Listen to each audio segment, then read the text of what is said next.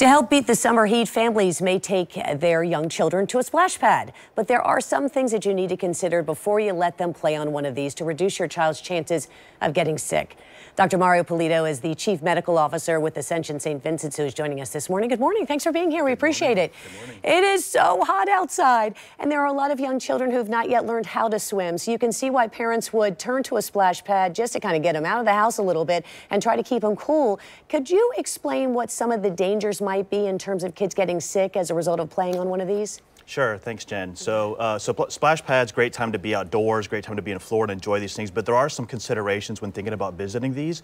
First of all, keep in mind that they're not all regulated, so they're not all the water being circulated through different chemicals to sterilize the water, so you're exposed to the other elements of the water. So other kids or visitors who may be visiting the splash pad, if they have illness, and there's possibility for that transmission to occur from the water route to the other visitors that day. So a lot of considerations when taking young ones to these splash pads or other folks with, for example, immunocompromised conditions. Yeah, so it's interesting. There's something called Cryptosporidium. Yeah. What is that? So Cryptosporidium is actually a parasite. It's actually very transmissible in these types of conditions. It's fecal oral, so a lot of consideration around hand washing, making sure you shower before you go to the splash pads, and certainly, again, if you're immunocompromised or have health considerations, you want to maybe rethink some of these activities as well. Yeah, so it's always hard because I take my two-year-old niece sometimes to these. There is just, they always want to put the water in their mouth. Yeah. You know, and that's how they can end up getting something that makes them sick. Yeah, that's exactly right. So our middle son, we joke around, we call him the kind of the lazy hippo, because he just floats there. There's this water everywhere, and we always have to remind him not to do that. But that's exactly the concern.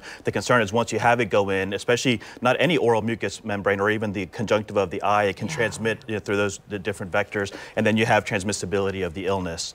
And a lot of considerations with that, diarrhea onset, nausea, vomiting, a lot of GI considerations as well, even high fever, and some folks can actually get pretty sick from this. All right, so these are the symptoms of that, and you look at this and you think, well, particularly if maybe it's an older child, maybe 6 or 7, and you would ignore them, but these kinds of symptoms you really need to talk to a pediatrician right away, you think?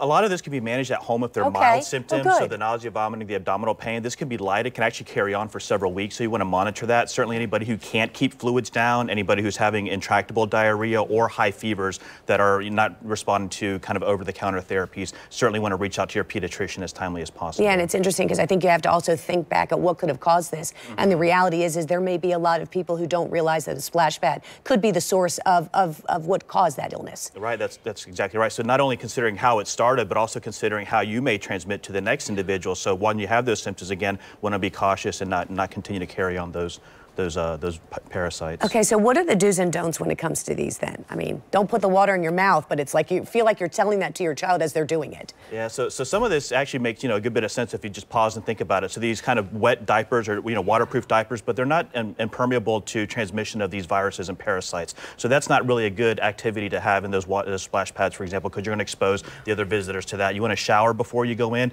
and ideally really shower after you're done with the splash pad as well. If you have open wounds, another consideration besides GI illness is other kinds of contamination of those wounds. So you want to have an impermeable membrane type dressing when you cover those wounds if you're going to visit the splash pad and be getting wet, and then certainly be sure to attend to that and keep it dry beyond the splash pad. But mostly it's around just that hygiene element. Shower beforehand, don't drink the water. If you're sick, don't visit the splash pads, and then when you're done with these types of activities, be sure to have either hand washing or other showering type activities. And be a responsible parent, right? I mean, you don't want your child who may not be feeling well to end up making other kids sick. That's right. We don't certainly appreciate that when that happens with ours. When you were talking about impermeable, so would a waterproof Band-Aid work for something like that if you've got some kind of open cut? For the most part, but again, that's not something you want to leave on all day or all summer. You want to do it just in the times when you're actually getting wet, and so you're keeping those kind of conditions outside of the wound. And then beyond that, when you remove it, just go back to your traditional wound care recommendations. Dr. Mario Pulido, thanks for being here. We appreciate it. Thank you.